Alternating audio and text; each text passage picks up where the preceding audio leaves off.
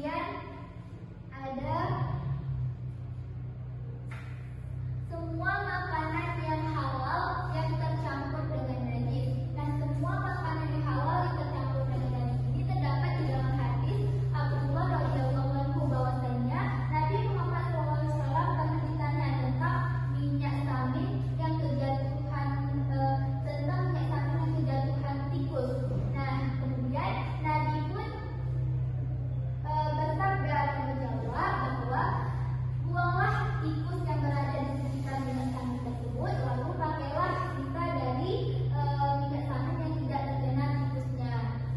Contohnya seperti jika Lisda pernah mengalami minyak yang kejatuhan cicak, maka Lisda bisa membuang cicak tersebut, kemudian memakai sisa minyak yang tidak terkena cicak tersebut.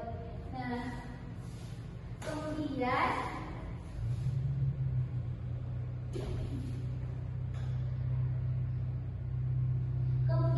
makanan dan minuman yang didapatkan dengan cara yang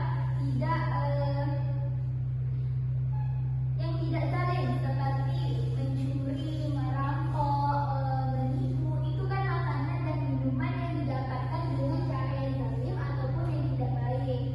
Nah, selanjutnya kita masuk kepada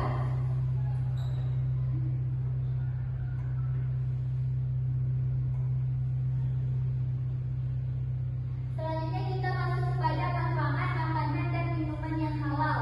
Nah, manfaat dari kita memakan dan minum yang halal yaitu amal ibadah kita akan diterima oleh Allah Subhanahu wa taala.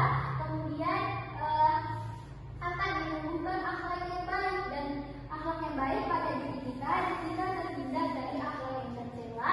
Kemudian menjadikan sumber tenaga bagi kita jika kita mengkonsumsi makanan dan minuman yang halal. Kemudian kesehatan kita juga akan dapat terjaga karena kita telah